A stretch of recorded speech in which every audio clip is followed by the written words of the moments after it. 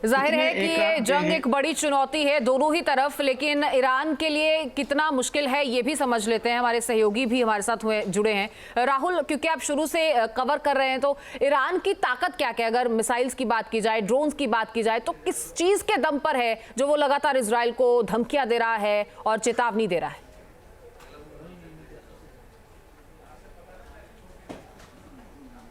देखिए, ईरान की जो सबसे बड़ी ताकत है वो है उसकी सबमरीन और वो है उसकी मिसाइल्स और ड्रोन्स।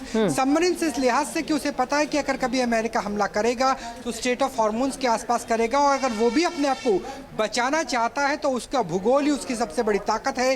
वो स्ट्रेट ऑफ हॉर्मोन्स को बंद करता तो 90% जो नेचुरल गैस है, उसके अलावा क्रूड ऑयल 40% के आसपास वो डिस्टरप्ट हो सकता है पूरी की पूरी दुनिया का। अगर उसकी एयर पावर की बात करें तो सबसे ज़्यादा जो शाहीन ड्रोन है, जिसका इस्तेमाल 24 फरवरी 2022 से लेकर मौजूदा वक्त में यूक्रेन में नजर आया, वो सबसे बड़े ड्रोन है। हालांकि उसकी रेंज बहुत ज़्यादा नहीं है। ईरान की तरफ से ये भी कहा गया उनके पास हाइपरसोनिक मिसाइल है। अगर हाइपरसोनिक मिसाइल है तो उसे इंटरसेप्ट करना बेहद मुश्किल है, चाहे वो थार्ड सिस्टम हो जो अमेरिकन सिस्टम है, अमेरिकन सोल्जर्स के द्वारा ऑपरेट किया जाता है, एरोस 3 हो, डेविड स्ट्रिंग हो या फिर आयरन डोम हो, चारों ही जो एयर डिफेंस सिस्टम उसके लिए हाइपरसोनिक मिसाइल यानी कम से कम 5 गुना ज्यादा ध्वनि की गति से चलने वाली मिसाइल्स को बिल्कुल जाहिर तौर पर, यानी कई घातक हथियारों से ईरान भी लैस है। राहुल, इसी बीच आ रही बड़ी खबर दर्शकों को बता देते हैं। वॉर जोन से ये बड़ी खबर, ईरान पर F-15 F-16 से हमला किया गया। इजराइल ने स्टेल्थ विमान F-35 से भी हमला किया है। जॉर्डन के एयर स्पेस में उड़ता दिखा है F-35, और रडार की पकड़ में नहीं आता है ये स्टेल्थ फाइटर जेट F-35। तो देखिए 3 चरणों में ये अटैक हुआ, जिसमें F-15 का इस्तेमाल किया गया, F-16 का इस्तेमाल किया गया, F-35 का इस्तेमाल इजराइल की तरफ से किया गया है। जॉर्डन के एयर स्पेस में उड़ता दिखाई दिया है F-35, और ये रडार की पकड़ में नहीं आता है। सबसे बड़ी खासियत इसकी, जिसका इस्तेमाल इजराइल की तरफ से किया गया।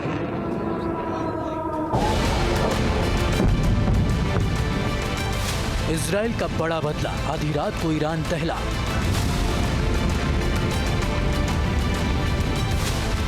गाजा, लेबनान, समतल, अब आया तेहरान का नंबर।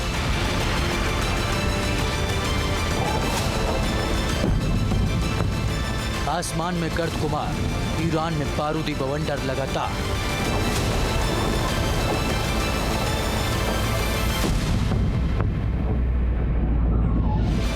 चौबीस दिन बाद इजराइल गरजा तो ऐसा कि ईरान की जमीन बारूदी बारिश से दहल गई। 100 इजरायली फाइटर जेट्स सीरिया के एयर स्पेस को चीरते हुए आगे बढ़े और तेहरान में कोहराम मचा दिया।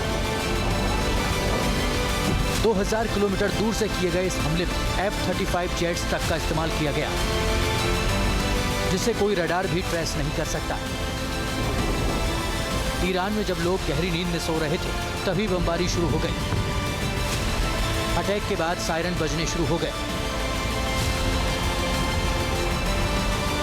इजराइल ने यह हमले ईरान के 4 शहरों में किए। तेहरान, करज, कोम और मसाद में हवाई हमले किए गए।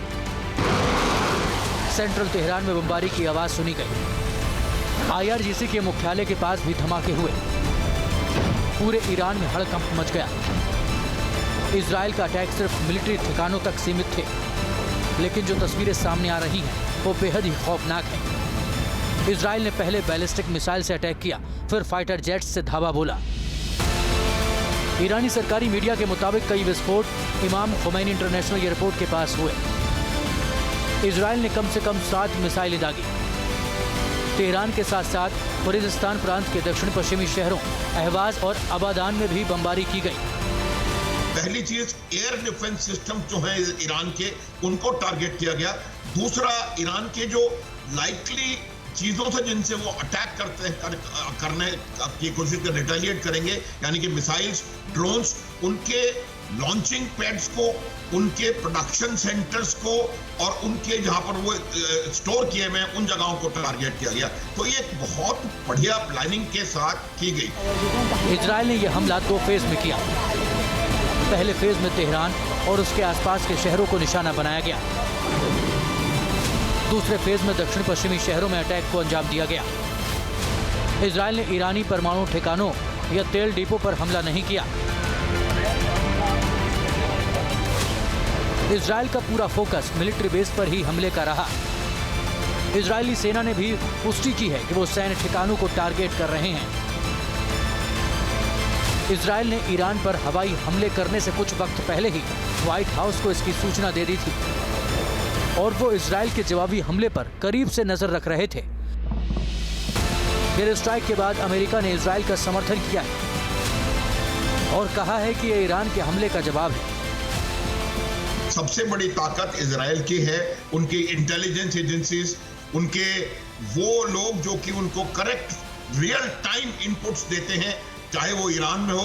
यही वजह है, आप देखेंगे किस प्रकार से उन्होंने अपने लीडरशिप को एलिमिनेट किया है, चाहे इस्माइल हानिया हो, चाहे कोई भी हो।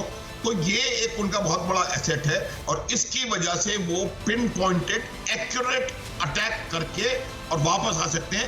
दो चीजें आप इसमें देखिएगा प्लीज, कि उसमें एक ईरान की एयर डिफेंस की वीकनेस जो है वो बिल्कुल खुल के सामने आ गई है कि 100 जहाज आकर के 3 फेज में, एक फेज में 3 फेजेस में आकर के आपके ऊपर हमला करके चले जाते हैं। तो ये बात बिल्कुल साफ है कि इजराइल का हमला वेरी वेरी वेल प्लान्ड और सर्जिकल प्रिसिशन के साथ एग्जीक्यूट किया हुआ हमला है।